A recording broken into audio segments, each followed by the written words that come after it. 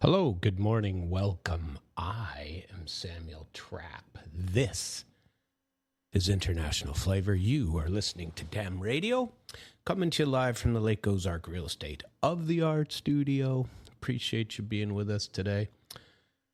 And, geez, what a weekend, huh? I feel like I've been running my little butt off the entire weekend. Well, maybe because I was. Now, there's a lot of things going on, and we've had two of the most serious,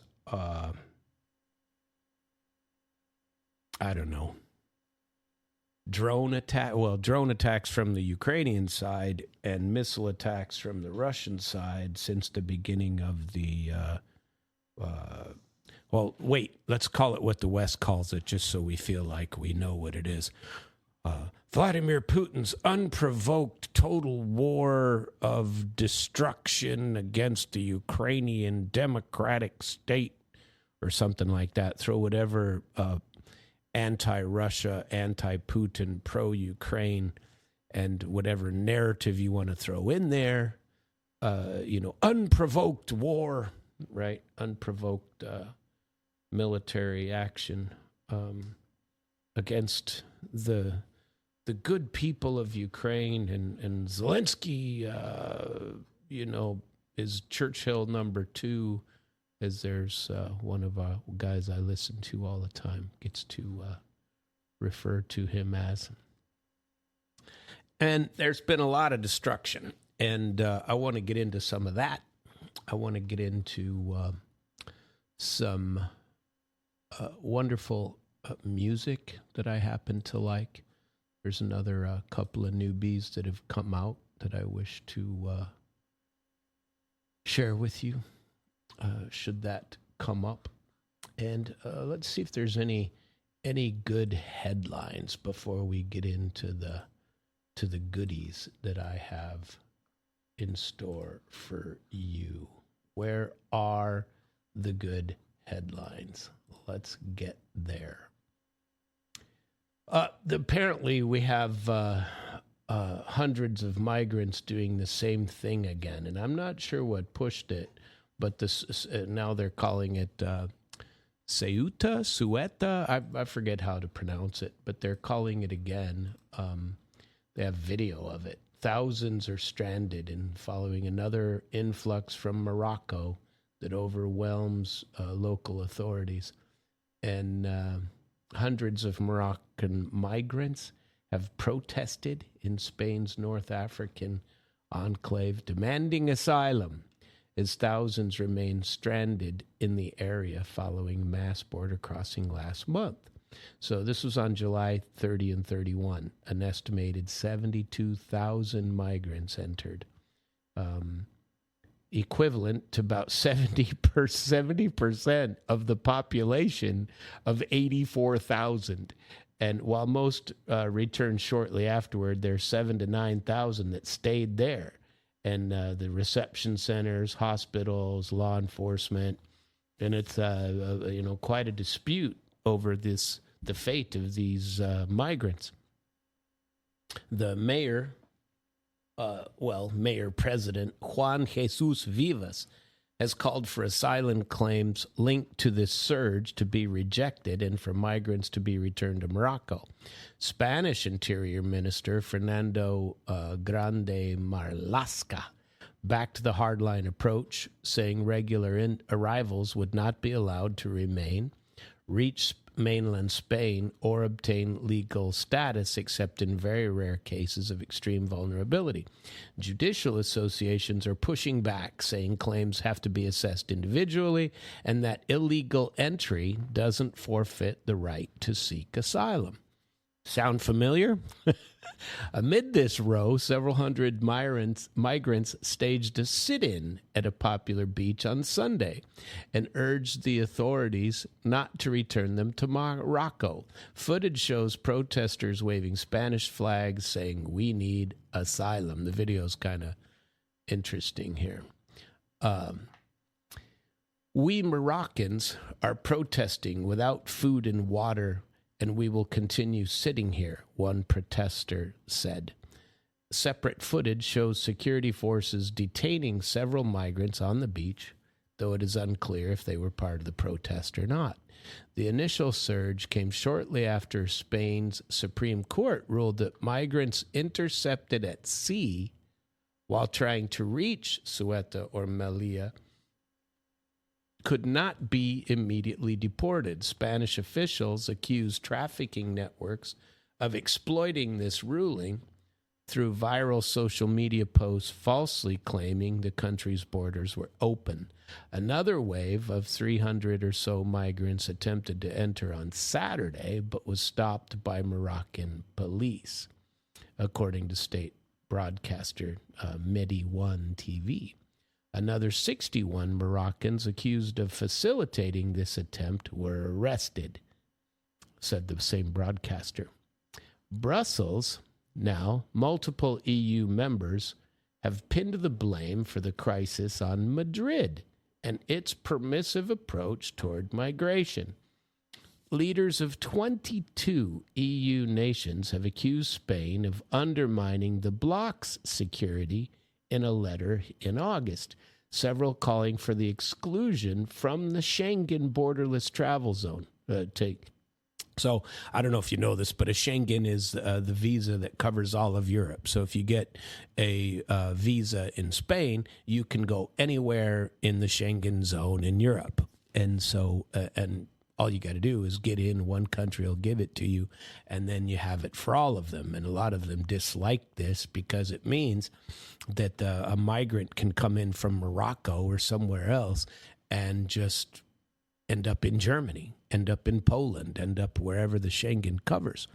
And they can just jump between each one, taking, French 3 months of free social stuff, and then heading into Germany. This is what the Ukrainians are doing. They're bouncing around from country to country to country and taking the free stuff each particular country offers because the EU as a whole has adopted the Schengen. And this has been going on for a while. And then they've created their own problem, basically. And now the rest of them are blaming Spain. Just because they end up coming to Spain first, and because Spain has these enclaves on the African northern coast, like Ceuta, or however you say it, and they're pretty permissive in the first place, and now they got 7,000 to 9,000 just sitting there, not being granted the ability to go anywhere. And the Spanish Supreme Court has made that okay. So they got their own problem. Italy introduced temporary checks on travelers arriving from Spain on August 1, and France has tightened its own border security. Madrid is hitting back, saying that the measures and criticism are selfish, polarizing, and unlawful, and it retaliated against Italy's move by imposing reciprocal restrictions on travelers arriving from Italy into Spain starting August 8th. Brussels has largely sought to sit out this dispute. European Commission has refrained from penalizing Spain over Ceuta and praising Madrid for preventing irregular migrants from reaching mainland Europe, keeping them all in Africa, right? While dismissing calls for Schengen restrictions. But it has also stopped short of offering Madrid any sort of backing, so far limiting its response to sending a team of migration experts. Oh, yeah, that's the government for you. Always send a team of experts. And those experts, boy, they'll know some things, right? And they can chat it up for you. Migration is an increasingly explosive issue in the EU. We'll see what happens this year during elections and see if that has any impact on it this year. We'll see. Critics say Brussels' asylum protections, burden-sharing agreements, and expanded legal migration pathways have created all kinds of incentives for illegal immigration. And, it's interesting. And, boy, the trash on the beaches is disgusting that you can see on there. So I watched and listened to the a rather interesting interview with Sergei Viktorovich Lavrov the other day, and I think the interview was actually given on Thursday after my last program, so it had already been I don't know what it was too late in the week for me to get into it. Oh man, missing a pair of glasses. Somebody usually leaves a pair hanging out here. Hold on. Yep, don't know who I'm stealing them from, but they're looking like they might work for me. So let's see. We're going to share with you. So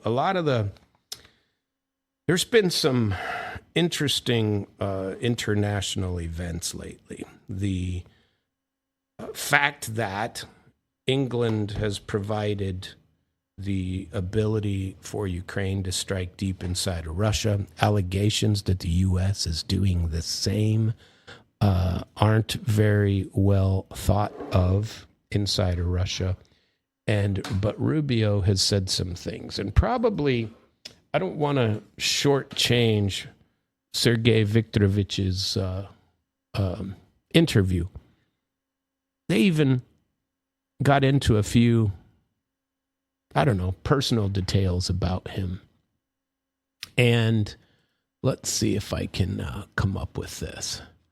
Where are we with the old Sergei Viktorovich? Because this is important, I think. And the Lavrov interview, there were a number of questions, and I'm going to provide for you pretty much all of it, his interview, because he is one of the most consequential foreign ministers on the planet, and he's been around for a long time. He is very well spoken.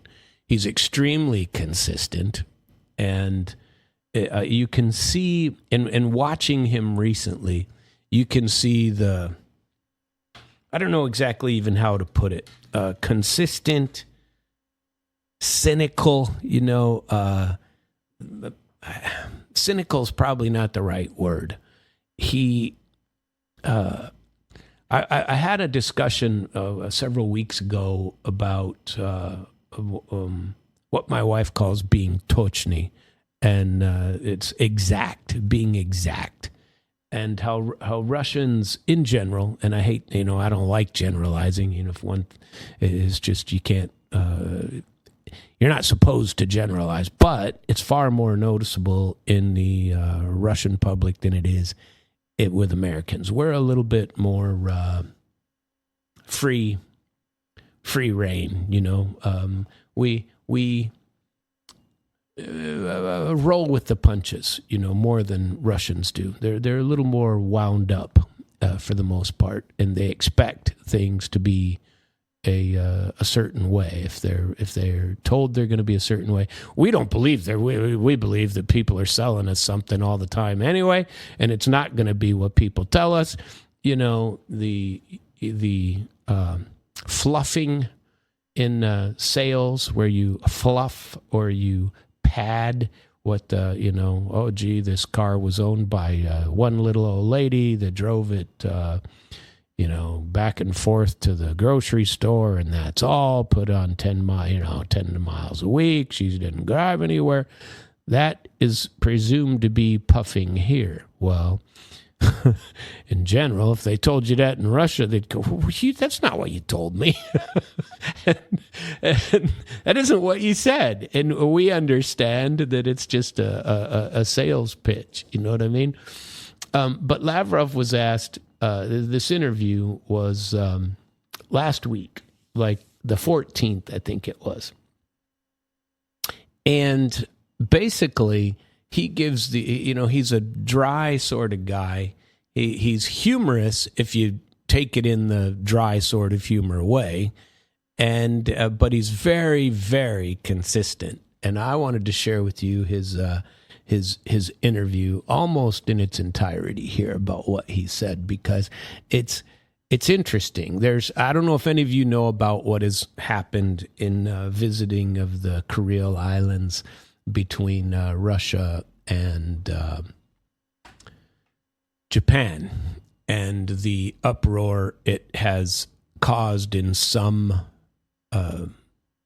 commentary that people are, freaking out. Oh my God, Putin went to the Kuril Islands, and they're Russian, and they have been since 1850 something. But there was, and I don't remember the exact treaty compromises that went through, but Japan no longer recognizes the treaty that the Russians have recognized since 1850. They went back to one prior to that, where Tsar so-and-so gave it to the islands to Japan. And so this dispute has been around, but it's 100 years old. It's nothing really recent.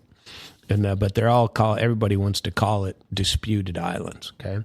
And I don't know, I don't care. I don't take a position on it. I'm just saying there's arguments for and against in both ways. And Putin went and visited these islands last week before, and spoke from there, and it pissed off the current leadership of Japan, okay? And so they started with this question when they were talking about it. And basically he said, Japan has named, now after Putin visits this island, or these islands, a string of islands, Japan has now named Russia a principal threat. Russia. Now they have one. Would this have happened under its prior leadership? And Lavrov says, no, the current Japanese leadership, which he says is the guy's a completely a complete politician. He understood that the politician isn't the guy that was before, and he says that the leadership, the new leadership, instead believes that Japan's interests only should be pursued alongside the United States and through Japanese remilitarization. Are you watching this, by the way, worldwide, with the two big threats that are allegedly, former threats that are being allowed to remilitarize, which is Japan and Germany? Japan is certainly remilitarizing, and Germany Merz said in the last 2 weeks that he's going to make Germany the premier military force of Europe again. Now that's a big deal for the Russians, because they hear this and they hear, Nazi German threat once again, especially with what's going on in Ukraine and the rampant nationalist and some say Naziist focus there. So Lavrov says he went to an ASEAN event, and the Japanese foreign minister, and he was kind of sarcastic his whole way through this interview, because he gets tired of saying some of the same things over and over, and he has to keep on repeating them, but he's extremely consistent. But now he's starting to get a little bit, I don't want to say frustrated, but it's kind of okay, here we go again, that he appears to be showing. And he said that after this, after the ASEAN event, the Japanese foreign minister announced publicly that he and Lavrov had discussed bilateral affairs and this situation in the region. But Lavrov says what actually happened was that during a ceremonial banquet, he said the only contact he had with the Japanese minister, that the Japanese minister came up behind him, touched him on the shoulder, and said, "Glad to see you," shook his hand and walked away. And Lavrov's punchline, Lavrov says, and apparently that is now called discussing bilateral and regional issues. And then he says that recently a Japanese business delegation came to Russia with explicit instructions from Tokyo not to discuss any new projects with Russia. So I seem amused, but he was kind of slightly amused and contemptuous. It's like, psh, yeah, this is this is diplomacy. He's talking about this is diplomacy. It was a pretty good interview, and certainly that was the very first question.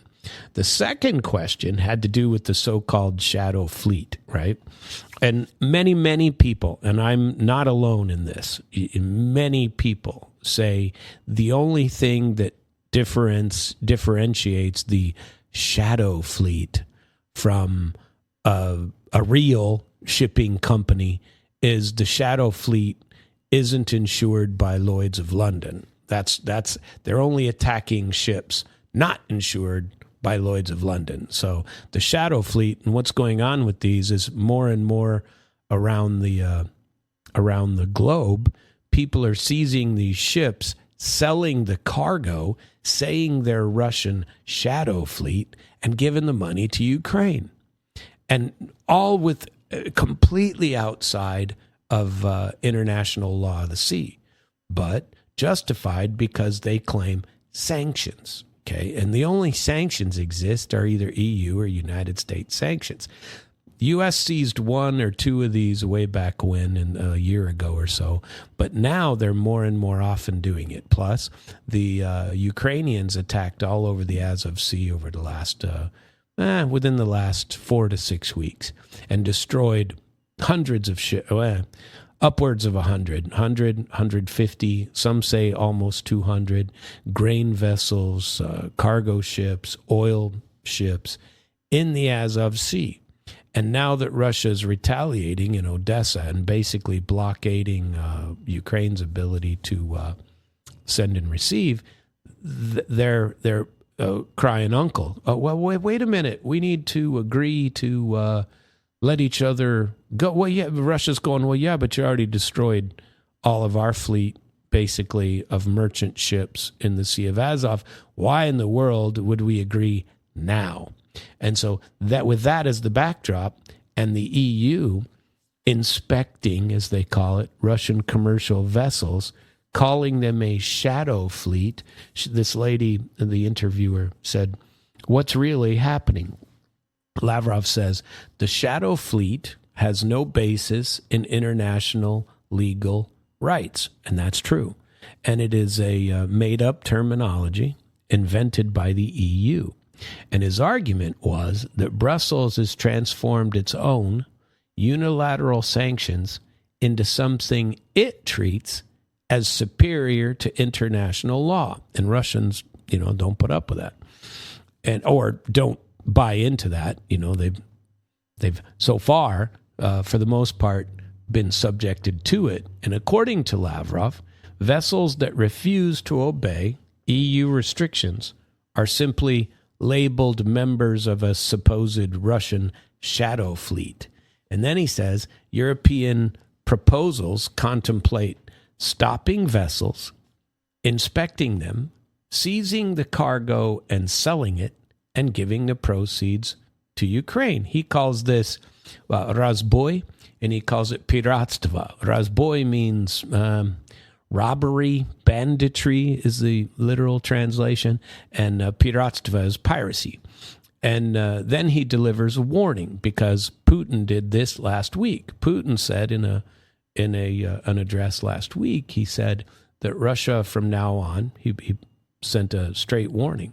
And at one of the anniversaries of the VMF, the Navy, that he said Russia is going to respond zerkalno, which is like mirror-like, symmetrically. They're going to respond in kind, basically. And Russia is going to choose the targets itself, including vessels that operate in the interests of states that have made such practices official policy.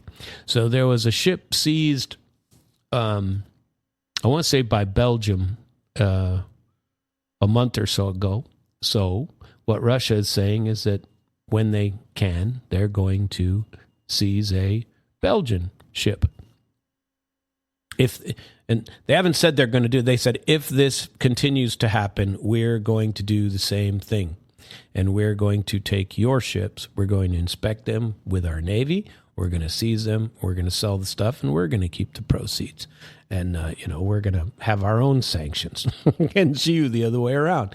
And Lavrov is just saying, well, Putin has already said this is what's going to happen. And this is much stronger than another complaint about sanctions. So far they've been basically, here you go again with these sanctions, and they're hurting you more than they're hurting us. Well, now they're saying, well, we're gonna take action, reverse, symmetrical. And Lavrov is arguing that the sanctions enforcement at sea risks crossing from economic coercion into something that Russia now treats as hostile maritime actions. And they're going to keep on doing it. And the lady says, yeah, but doesn't that mean we're stooping to the same level that they are? And says, we have greater values. It was interesting to me that they're talking about Russian values, and that we don't lower ourselves just because other people do.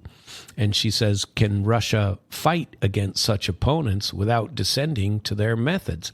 And Lavrov says, we will not descend to their level, but Russia will make its own methods much tougher in destroying everything that sustains Kiev's military machine from the West.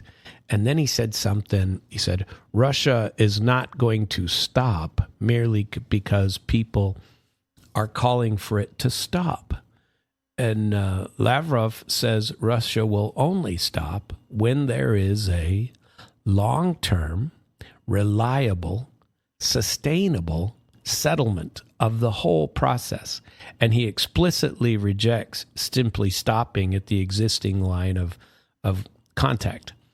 And his argument is that Russia's responsibility extends beyond today's immediate comfort zone or casualties to what he describes as the historical security of the Russian state. And this is part of my tochny, my exactness. They won't just agree to a ceasefire. A ceasefire is not settlement. They've been after settlement the whole time. And they've been extremely consistent on this point. And I've been talking about it here for at least 2.5 years. And hell, this thing is 4.5 years in. And they have been remarkably consistent in saying that a ceasefire is not what we want. We want a settlement of the conflict. We don't want to just leave everything intact so that, in a month, all you do is rearm and you start the war right up again. That's the history in that Russians see. And I think it's important to emphasize that point again from Sergei Lavrov, because they've been extremely consistent in that. And everybody wants to just say the word Russia rejected ceasefire, ceasefire, ceasefire. A ceasefire is not a settlement. You see that in Iran. And what, this ceasefire BS is not a settlement. The MOU wasn't a settlement. It was, 10 days off. 60 days is up. Now we have to start again. And you get to reset the 60-day clock, so you don't need congressional authority, right? And Lavrov says that ceasefire and peace are not equivalent propositions. Those are his words. And that's absolutely true. And nobody, if you don't understand where they're coming from, you're never going to understand why this war isn't over yet. Then he was asked, and I don't know if you saw it last week, but last week there was a German journalist who asked Zelensky, maybe it was 10 days ago, I don't know, but it was pretty recently, that a German journalist said to Zelensky, he said, and he's just a journalist, right? He said, how can we Germans help Ukrainians kill Russians. How can we help you kill the Russians? And that's exactly how he put it. And she quotes that, and she says, "What is there any such thing as Western diplomacy anymore?" And Lavrov said that such a journalist should never be allowed to hold a media position, much less an official government one as this one holds. And then he broadened the issue to Germany under Merz and Germany's ambition, like I told you here 10 minutes ago, Germany's ambition to become Europe's leading military power again. And Lavrov focused on that word again. And his implication is that when a German leader talks about making Germany Europe's dominant military power again, Russians hear historical echoes that Germans ought to understand. And he said that Vučić, who was in the room when this question was given, he was also asked, and he said Vučić was stunned. He just looked like, and he couldn't believe that the German journalist asked it in that way. I mean, frankly, I couldn't either. It was ridiculous for it to be asked in that manner. And, you could say, how can we help? But you don't say, how do we kill people for you? I think that is nonsense. And I happen to agree with Lavrov on that count.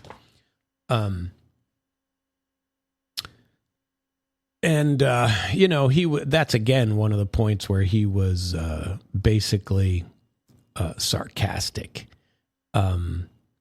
Let's see. He asked another couple of questions about Vučić and then about Bulgarian President Rumen Radev and the Coalition of the Willing. And then he gets to the important stuff that would matter to us anyway.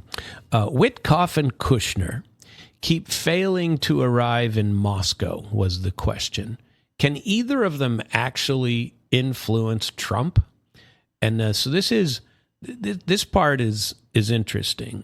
Lavrov assumes, because he said so, they must have Trump's confidence because Trump entrusts them with these assignments. He said, Russia remains willing to talk to them.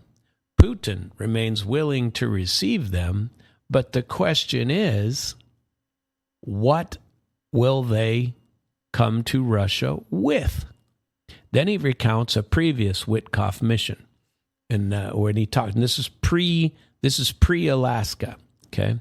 According to Lavrov, Witkoff brought a Trump proposal to Moscow before Alaska. Putin studied it and told Trump in Alaska, essentially, you sent us this proposal. I considered it. Some things require compromise, but I accept your proposal in the form in which you sent it. And then, according to Lavrov, there was a pause. That nothing happened after he came to Alaska. And by the way, that's a while ago now. And then what happened? Sanctions against Lukoil and Rosneft.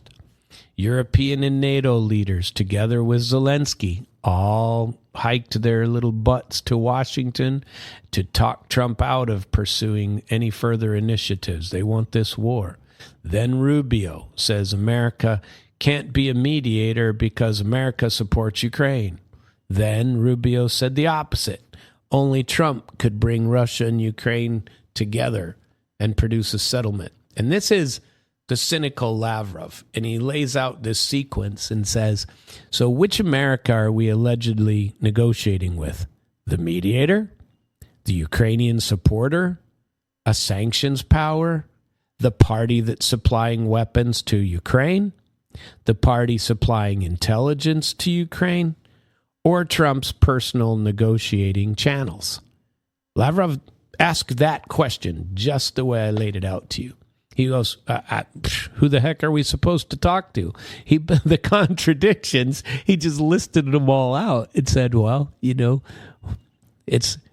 we accepted. What more do you want, basically? And Putin said he would start with that basis that Trump was going, then Trump didn't do anything about it. So what are Witkoff and Kushner allegedly going to show up with this time? It's going to be any different.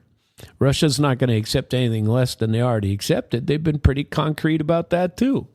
So what are we doing? And Lavrov is one of the reasons I think Lavrov is one of the best people to do this is I believe Lavrov to be absolutely, hands down, the most accomplished and successful foreign minister in the world. And arguably Jai Shankar and I forget the guy's name in China are pretty good too. But Jai Shankar I'm generally impressed with as well. And Rubio, not so much. And that guy is a child compared to these two, and he's a definite neocon, and he just loves his war, and it's all about forcing people to do things, and that's it. And Lavrov has been, look, we've been pretty clear with what we're going to do. We thought there was going to be something happen when Trump was serious about all this. Turns out he's not. It's basically what he's saying. So cynical? I don't know. Confrontational? Didn't appear to be. He was just laying out the facts that they are. Who's in charge, basically? The mediator, which is Trump, his negotiating channel, his personal negotiating channel. Who is it? Witkoff, Kushner, what have they done? Not much. They've gotten rich. Now Kushner's brother's buying basketball teams and trying to buy FIFA percentages and Jesus, who knows what. These people, and we bitched about it when it was Hunter Biden getting rich, but we're not all that jazzed up about it if it's Trump connected people. Oh, they were rich anyway. Doesn't matter. And they know what they're doing, where Hunter Biden didn't. Okay. So what do they know about owning a basketball team? I suppose nobody does unless they have the money to buy one, right?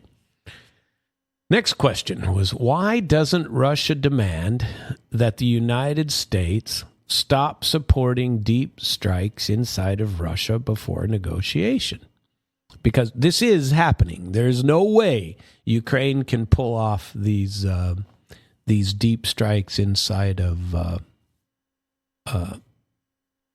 Russia without U.S. assistance and intelligence. No way.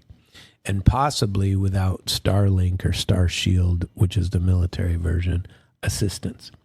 Now, over the weekend, they struck I think it's called Rassvet, I think, is sunrise. Rassvet is the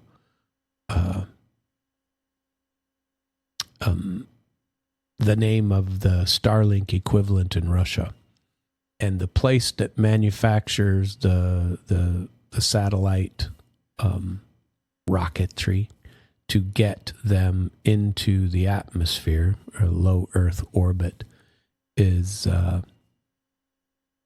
was damaged severely over the weekend by Russian drone or by Ukrainian drone strikes. And allegedly, there were some pretty deep strikes in there, and I forget the name of the town, Samara, I think it is, where they attacked it over the weekend, and it was pretty damn destructive what they were able to hit. And it seems to me that that's a big Russian failure. And you're not seeing Russia talk too much about it, but the Ukrainian channels are all over about it and what they've done to it. And several commentators are saying that, Ukraine is truly frightened over this ability of Russia to be able to, because this will help support Russian strikes deeper and deeper inside of Ukraine, which they already have anyway with their ballistic missile programs and their other missile programs. But the drone stuff being done through Rassvet is what is very similar to what U.S. giving Ukraine the technology and access to Starlink or Star Shield is allowing them to do inside of Russia. So the reporter mentioned the attacks against Russian oil refineries, small businesses, and ordinary people, and asks how come Russia doesn't give Witkoff and Kushner an ultimatum before any sort of negotiations. Well, first of all, Witkoff and Kushner haven't shown up anyway. And second of all, Lavrov says Russia doesn't issue ultimatums. Instead, they formally submit questions to the State Department through the proper channels and request explanations regarding American intelligence support. He says Russia believes the United States is involved far more deeply, including in the organization and the execution of strikes deep inside Russian territory against civilian objects, like wild berries, places like that. And then he says, we will wait for an answer. And that's very much Lavrov. Well, you know, we've answered through the diplomatic channels, and now we'll wait for the answer. And now, you know what? I'll get into that after we take a very short break. I'm going to play a little bit of music, Faya, here. And let's see if we can get to where it is. Do. Is that the one I want? No, ma'am, that is not the one I want. But we're going to get to it. Here it is. Enjoy.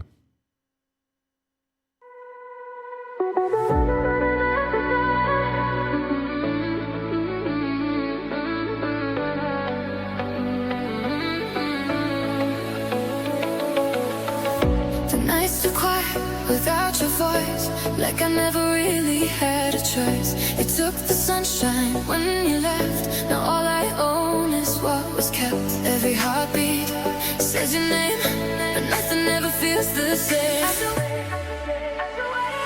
I still wait, but we said goodbye underneath the same old sky. Maybe one day you'll return. Maybe then my heart won't burn. Oh, but every road just leads to you. No matter what I try to do, I'm still loving someone gone, trying to be strong alone.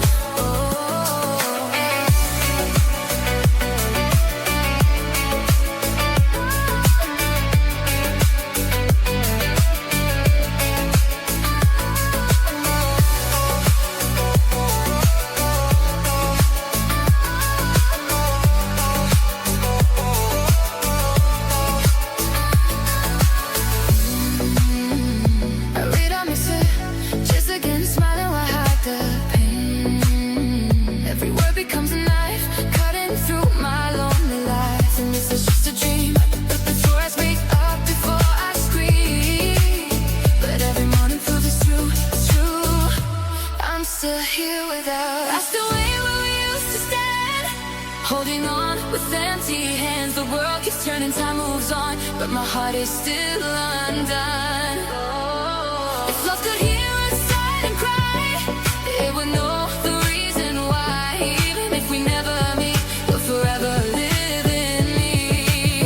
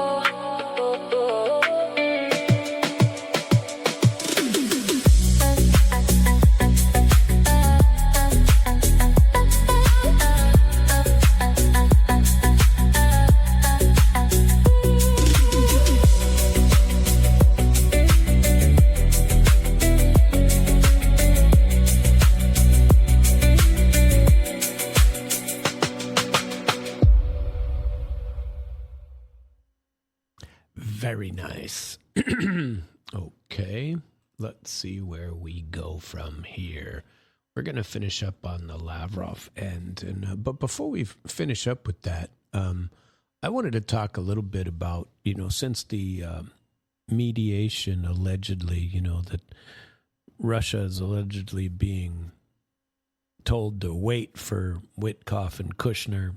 Apparently, they're off when they're not buying things and making personal fortunes. They're out trying to settle conflicts around the world, and although arguably that's pretty much gone, peace president has gone to Big Bad Wolf instead, and he's in charge of the planet destruction. What did he say over the weekend? This was great. Over the weekend, he said, I forget who he was in front of, but he said that he anticipated naming the Strait of Hormuz a U.S. territory.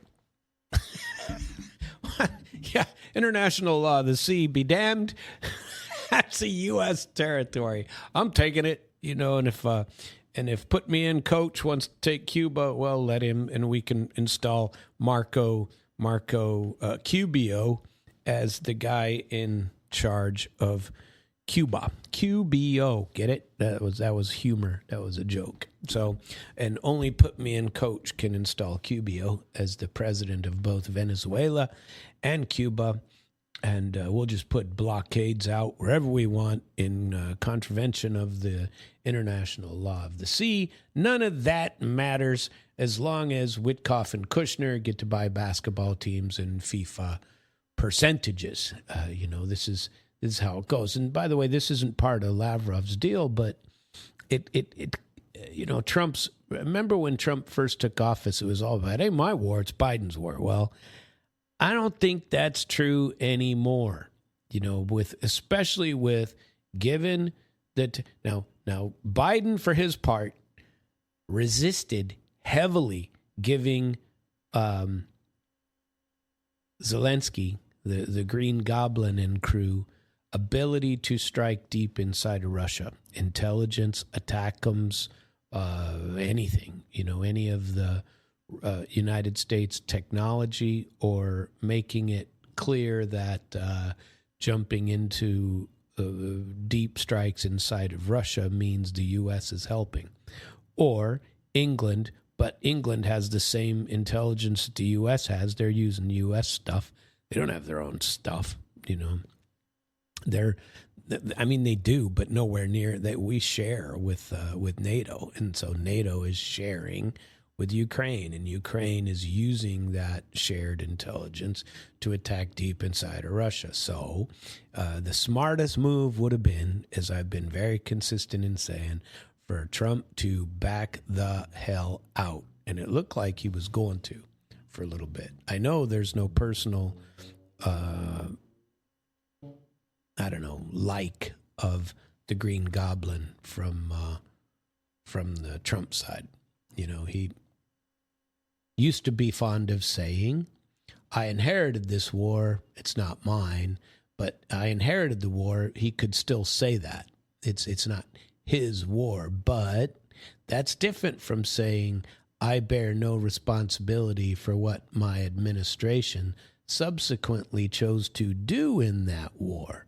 He's made it worse. The longer the administration owns the policy, the weaker his inherited defense. That's Biden's war, not mine. The weaker that becomes, and that should certainly be pointed out far more often than it is. So allegedly, Turkey wants to mediate, but mainly in its own interest, because it's losing grain and the ability to operate in the Black Sea, and it's trying to mediate between. Trying to say, well, gee, Ukraine's sorry for blowing up all your grain ships in the Azov Sea, but, don't blow up all their grain ships because that's going to harm us in Turkey. Now, by the way, it also harmed Turkey for Ukraine to take out all the Russian grain ships, because Turkey still buys a lot of grain from Russia. And there was a deal, even during the war, to leave those dry goods ships alone on both sides. Ukraine broke it, destroyed a whole bunch of ships in the Azov Sea, to great pleasure in broadcasting to the West that look what we've done. And now that Russia has retaliated by destroying basically the port of Odessa, destroying their ability to export grain of their own or to dry goods of their own or to import anything into Odessa, suddenly it's a problem. But, okay, sorry, we're sorry, we shouldn't have done that. But you blew up all the ships. Why in the world would Russia agree to anything? And they're not going to. So the question that was given to Lavrov was, Turkey wants to mediate, but Erdogan signs NATO documents supporting Ukraine. Can Russia trust Turkey as a mediator? And so Lavrov said, well, interestingly, Turkey wants several things at the same time. They want NATO membership, they want a relationship with Europe, but they also want decent relationship with Russia, and they want economic cooperation with Russia. They have it anyway. The biggest destination for Russian tourism is Turkey. The Russians everywhere, Turkey. And that's not going to change. Well, it could change, but they want Black Sea stability. They want the ability to deal with Russia in the Sea of Azov and the Black Sea. And Lavrov says that Turkey understands deep down, and this was interesting for him to say, that it will never be admitted into the EU, and that Russia and Turkey share enormous economic and geographic interests, but that there is a contradiction. Turkey wants agreements protecting Black Sea shipping, but they already had that agreement, and Ukraine broke it. They're trying to get them to come back in. Lavrov says, and I knew about these, but I didn't know until Lavrov said about the civilian vessels, and I knew about the Caspian Pipeline Consortium. That's actually American companies, and that allegedly Trump is mad with on behalf of large interests because of this Caspian Pipeline Consortium, which is like Shell, Chevron, one of the biggies, that comes out through Azerbaijan, Armenia, through that route into the Black Sea. And he's saying that Ukraine striking those ships has created a real problem. And then some of these are Turkish civilian vessels and infrastructure, and neither Turkey nor America has publicly condemned Ukraine, but privately telling Moscow, they're saying to Moscow, all right, well, we'll send Kiev a signal that you can't keep this up in the Black Sea, but Russia, you need to back off of Odessa and let them ship their grain. And Russia's going, I don't think so. And so Zelensky isn't promising to stop attacks altogether, and instead they promised to avoid ships having no connection to Russia. So he's saying Turkey is Turkey, and it has its own interests, and we're not going to get involved in their interest, and they're not going to get involved in ours against Ukraine. That's a big deal, actually. So then they asked him some personal questions, and I don't know.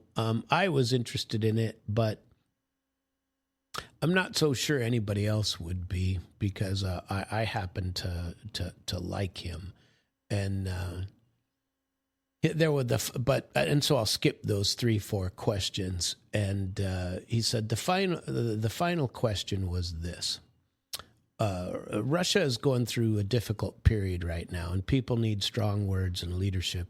What would you like to tell them? And Lavrov initially rejected the premise that Russia needs some, stirring commentary from him. He said Russians already hear strong words regularly from their leadership, and Putin has clearly said that all objectives of the special military operation will be achieved. And Lavrov says he watches reports from the front himself and describes the soldiers as impressive, precise, and proud of their country. Then he's the traditional formulation he then talks about. And basically, it's the same repetition all the way through. They always say this. Any leader says basically the same thing. The enemy will be defeated, victory will be ours, and our cause is just. And then he said he'd like to finish with a joke, and he says, if you want to add, my personal take on that, he said, I'd like to tell it to you, but I'm afraid on TV they'd have to bleep it out. So that's his joke. I can't tell it to you because otherwise you'd have to bleep me. And so he ignored that part. That was pretty good, I thought. And anyway, he's a very well-spoken guy.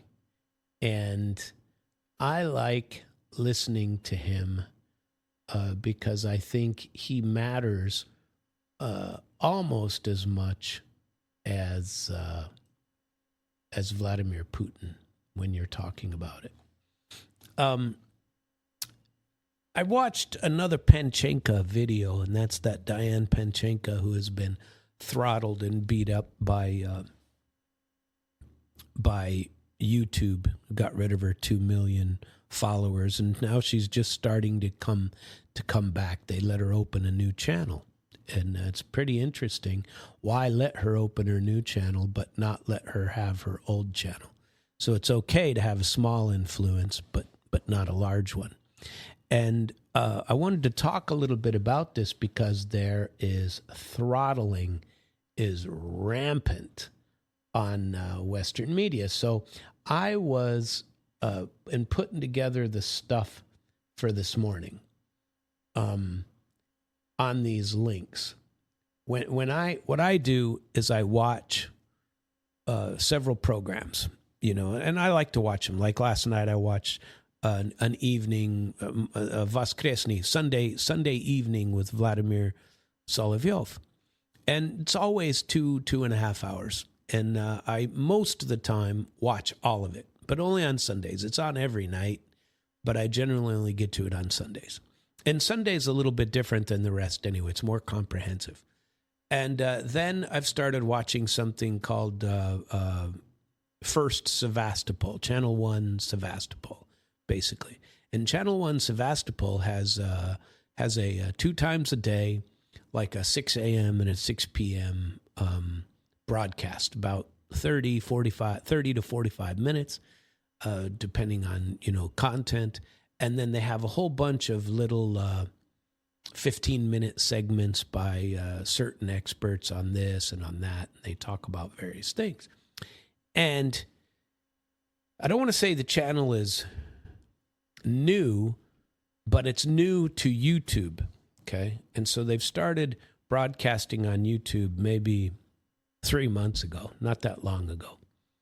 And I've been watching them grow. I've been watching with interest because it's from Crimea. The former, Sevastopol's in the Crimea. It's former Ukrainian. And in 2014, it elected to go with Russia. And so Sevastopol is a historic Russian city, as is all of Crimea, in fact.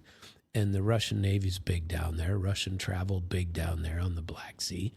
And first, Channel 1 Sevastopol has been around for a long time. And now they're breaking into YouTube. Well, just like Solovyov, they block, just like 60 Minutes, the Russian Channel 1 Moscow is blocked or throttled. You can watch it, but you have to get creative in where to find it. So when I get on and I try to watch, especially without a VPN, used to be I could get on with a VPN and watch it, but my Russian telephone number expired and I can't,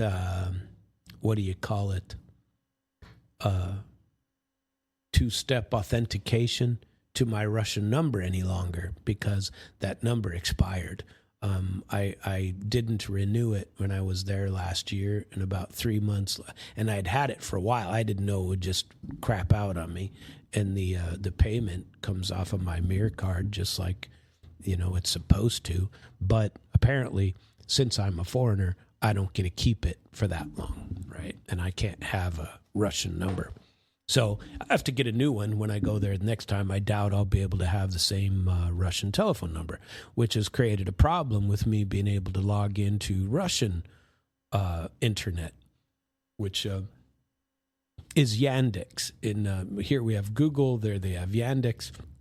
And if I could log in a VPN into Yandex without two-step authentication, then I could get to some of these programs that I want to watch without a VPN.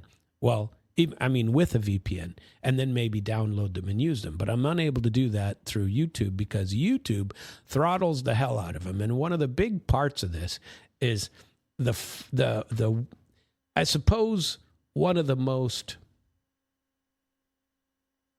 I don't know what, asinine things for me, and one of the things I just don't get. I've grown up my entire life, and I'm old, my entire life it's been freedom of speech, freedom of association, freedom to listen to what you want to listen to, freedom of expression and ideas and all of this stuff. Unless it's coming from a place that you don't want to, you can't have people hearing or understanding.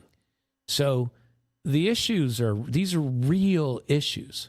YouTube is throttling or blocking direct retrieval of all kinds of stuff, like Diane Penchenka, who happens to be anti-Ukraine. And I don't understand what YouTube has to do with Ukraine or why Ukraine is so important to YouTube.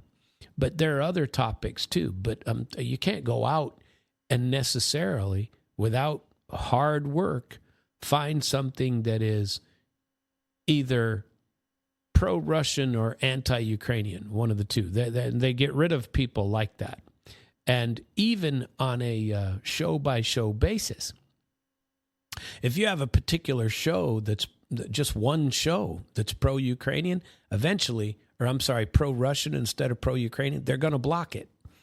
And it's nonsense. But it's a reality. They can't have that sort of information out there. I don't know why. It makes no sense to me why YouTube would give a rip. And I can't believe that they do. But it's absolutely the case that they are throttling and blocking direct retrieval of videos that don't toe the Western line. And we're America. We're supposed to not be afraid of words. We're supposed to not be afraid of competing opinions. Where, if we have a opposing view, we should be able to discuss it and each person figure out what they want to do on their own, and what they choose to believe, what they choose not to. Nope, that's not allowed anymore. You have to, anything that you don't like, you can get rid of it. And people will go, yeah, but YouTube's a private organization. Is it? Or is it another arm of the deep state, or has been co-opted by? I don't know. But you can't, I do know the facts say that you can never pull an evening with Vladimir Solovyov. You can't get to it. You can watch it, but then by the time the show's over, it's already been blocked. And if you haven't, even if you download it, as soon as you try to watch it again, it's gone. Access to it is blocked. I told you about the one, these were Ukrainians who were anti-government last week. That thing was blocked the next morning. It was gone. The one that showed the video of the soldiers on the front line and that I spoke about last week. This absolutely is happening. This is not a drill. So these episodes that you can't watch Pirvi Sevastopolsky. You can watch it for the first day, but then you can't go back and re-download. You certainly can't download them, and you can't get a transcript of them because that transcript is violative of whatever, I don't know, content arms that they have, and you can't be anti-Ukraine, which is really weird, and I don't understand why it's such a big deal, but it really is. So I don't know. Russia's attempting to produce right now cumulative systemic failure. Over the weekend, there were some 2,500 drones sent into Russia. One of the big complaints on Solovyov and in other places is another bombing on a beach with, and I don't get this. I never have understood this. They're sending fragmentation explosive devices. And a fragment, basically, if you take a C4 explosive and attach a block of it to a drone, that's typical, okay?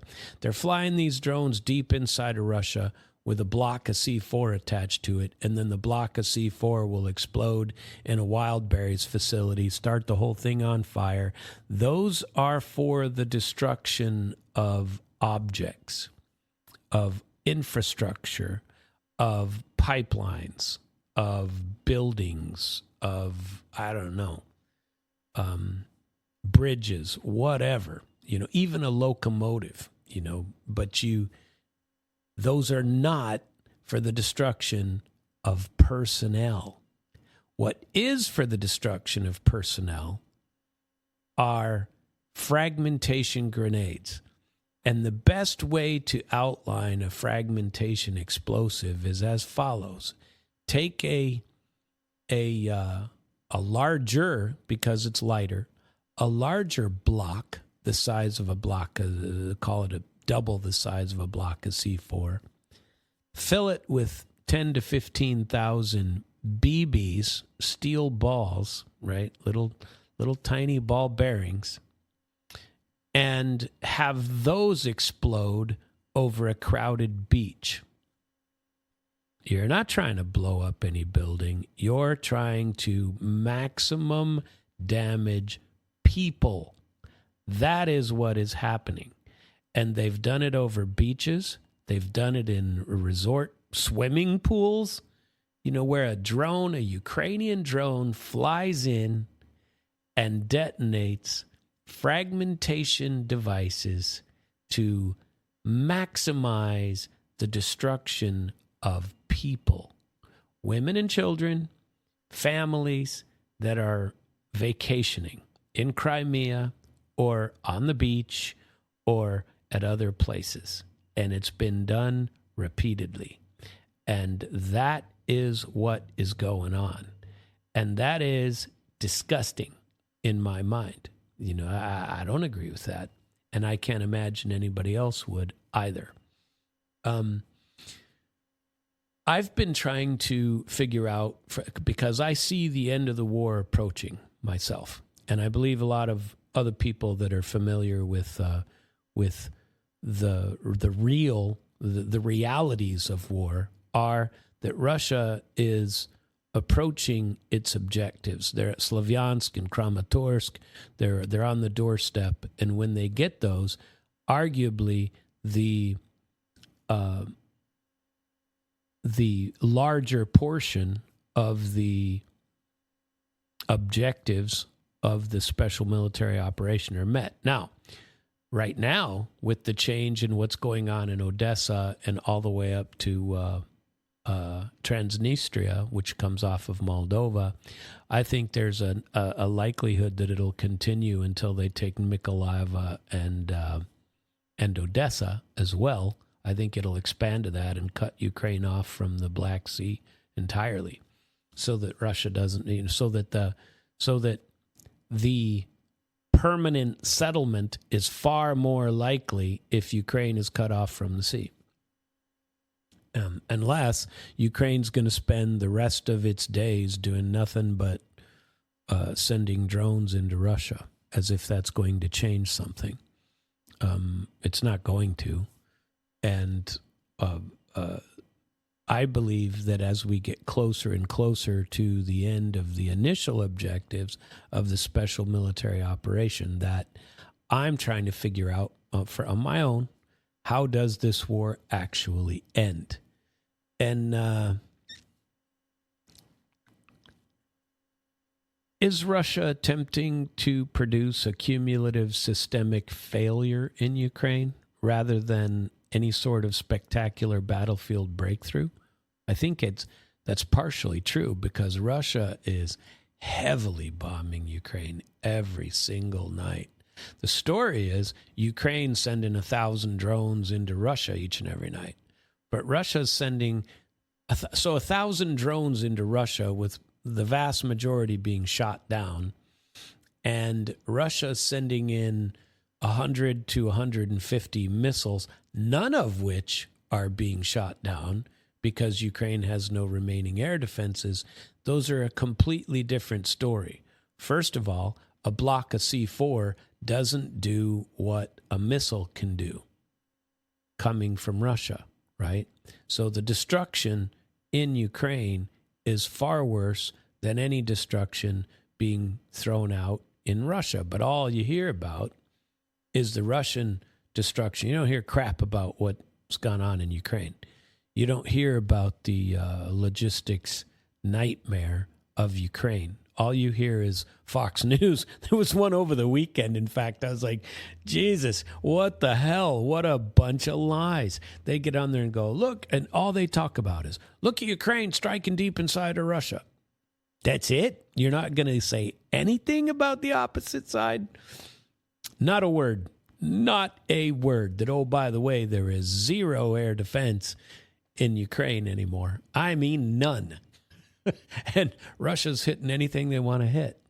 And Ukraine is losing heavy, and they're losing kilometers daily. And nobody's even mentioned it. So it's, that is this cumulative systemic failures. What's going to happen this winter? In all seriousness, what's going to happen? Ukraine has no infrastructure to deliver food, water, anything. Ukraine has no energy. They have no gas that they used to get for free from Russia, and so they can't supply their own. And even if they could, now all the pipelines are destroyed. They can't provide electricity. They have no trains. They're losing all their locomotives. Their airfields are on the way out. Water supply is going to be bad. They're not going to be able to provide warmth for their population.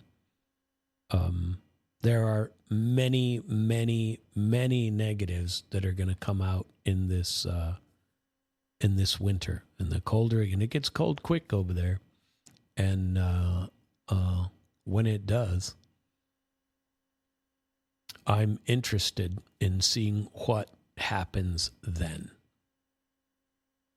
Is Ukraine's, will Ukraine still just, be like the fly on the rear end of a mule?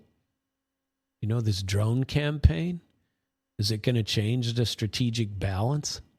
I don't think so. It's just, is it just going to impose some costs but not alter the underlying military equation? I don't think it's changing anything even now. Now, people in the West would have you believe otherwise, but I don't believe that. And,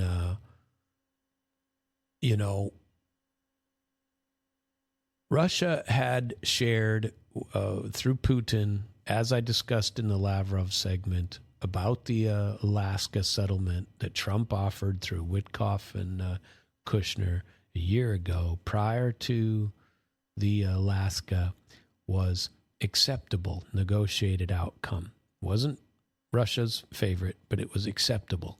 And then immediately that was all poo-pooed, and everybody came to, oh, geez, we can't do that. And, Trump said, all right, I'm out. And he hasn't done much except leave the neocons, back in charge in the Kushner. What will Kiev realistically accept? The Lord knows. They got a guy who hasn't been a legitimate ruler already for a couple and a half years. And, what are they going to do? If neither side formally accepts any terms, doesn't really matter because Ukraine's military economic position continues to deteriorate far faster than Russia's. And Russia can withstand a hell of a lot more. So the strikes are what's important to discuss. Ukraine has demonstrated that its comparatively inexpensive drones can still penetrate deeply, especially with the help of U.S. and British intelligence, and impose economic costs on Russia and destroy stuff. That does matter. But the fact that they can do this isn't necessarily strategic symmetry. Hitting Russia with drones is nowhere near the equivalent to possessing Russia's volume and variety of drones, cruise missiles, ballistic missiles, and heavy strike systems, artillery. The meaningful question isn't whether can Ukraine hit Russia. It's whether, we know it can, but whether those attacks make any difference or not, materially affect Russia's capacity or the willingness to continue the war faster than Russian strikes to degrade Ukraine's capacity to continue. I mean, that's a legitimate comparison. Ukraine is losing the ability to continue, and it's making it difficult for them to proceed. There's no doubt. So I don't know. It's when you talk about the how long will it take before the narrative that the West is pumping sunshine up people's rear ends? How long can it survive if the population of Ukraine finally capitulates? There's a serious manpower problem, and you don't have to listen to outside voices. Listen to Ukraine. Ukraine's own defense minister, Mikhailo Fyodorov, said in January 2026 that 200,000 Ukrainian servicemen were AWOL, away without official leave, or absent without official leave, depending on your service branch. And along with 2 million people that were wanted in connection with their draft dodging. So 2,200,000 Ukrainian servicemen not present that otherwise should have been, right? The Ukrainian prosecutor general recorded more than 310,000 AWOL, desertion, criminal charges through October 2025. And so Ukraine stopped publicly releasing these statistics recently, and certainly since the first quarter of this year, after Fyodorov, because now they're worried about wartime. You can't release these numbers during wartime. People will know that we're experiencing serious manpower problems. We can't have that. How's YouTube going to throttle that if Ukraine's own defense ministry is saying these numbers? They can't really do that. Hard to say that you can. There was the show I watched the other day. Remember that one? That the Ukrainians and the talking about the Ukrainians on the front line that needed the help, and the war that you're not allowed to see that was immediately blocked from YouTube. That those two guys said that 1,500 a day were going Romania, 1,500 Bulgaria, 1,500 people Hungary. That's 5,000 not per day. I'm sorry, every couple of 3 days. That we're going out. So they were equating that to $500,000 a year, is what they were equating it to. Not me, them. And that's what they were saying. And I don't know that to be true, but there aren't that many. The numbers of Ukrainians in Ukraine is probably less than the numbers that are outside of Ukraine right now from the start of the special military operation in 2022 to the present. I'll bet you the number is less than half of what it was that time. I've been following those numbers for 3-4 years now. And it's not good. The numbers are not good. And so I think there are two wars taking place inside of Ukraine. There's a physical war, missiles, drones, artillery, men, logistics, ports, electricity, fuel, and territory. And the other one's the informational war. The war that determines which of those things you're supposed to notice. The second war is far more interesting to me because if you watch Western TV, you can very easily, or YouTube, you can very easily come away believing that the defining military developments right now is that Ukraine is winning. They're not.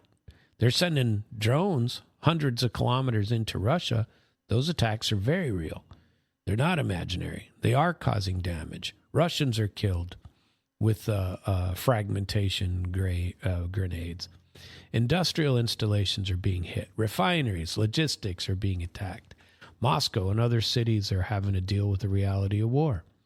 And Ukraine is pretty proficient at producing and operating long-range drones and taking videos of the same or getting Russians to upload them. There was a huge segment in Solovyov that said there were a group of people that are taking these videos, uploading them, and selling them to some Ukrainian guy in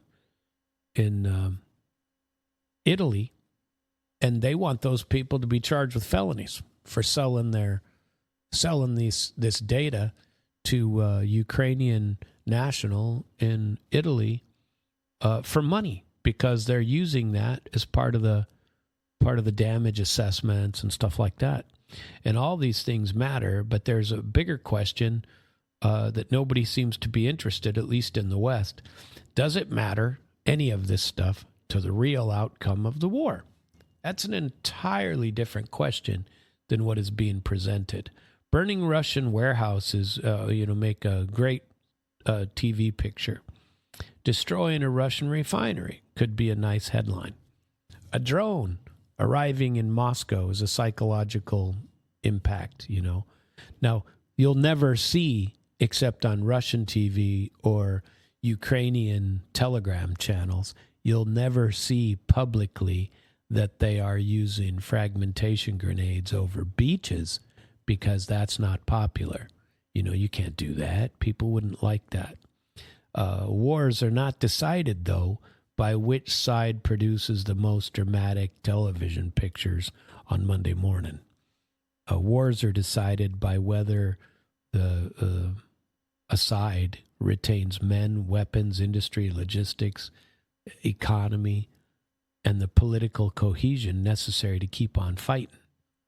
And when we look at that question, reality should be much less comfortable for the Ukrainians. Over the past week, Zelensky's own accounting described more than 1,500 Russian drone strikes, another 1,500 aerial bombs, and 62 missiles striking targets across 13 regions. That's a big deal. They've stopped reporting on that as well. All they want to hear is Ukraine is striking inside of Russia. But what did it accomplish? Did it stop Russian industrial production? Did it prevent Russia from fielding additional forces? Is it stopping Russian missile production? Is it significantly interrupting the Russian offensives on the front? All of these are no, by the way. Is it materially altering a territorial situation? Is it forcing Moscow to change its negotiating position? These are the important questions. And then look around what's happening inside of Ukraine. Ports around Odessa and Izmaila are under enormous pressure or not working at all. Logistics facilities are struck. Bridges are destroyed. Industrial facilities are destroyed. Drone factories are being bombed and destroyed. Air defense ammunition is gone, and manpower is probably the most serious problem of them all. They acknowledge they don't have anybody left. Does this mean that some people they're not going to be able to field it for a little bit more? I don't know, but the end is approaching. And I think you can watch some of these videos and see where we're going. It'll be interesting to find out what happens when the end is upon us. I very much appreciate you listening to the show this morning. I hope you join in every day from 7:30 a.m. to 9 a.m. Central Standard Time here at Dam Radio. Once again, I am Samuel Trapp, coming to you live from the Lake Ozark Real Estate of the Art Studio. You can listen to us live every day, damradio.com/live, and listen to our prior shows by going out to internationalflavor.com.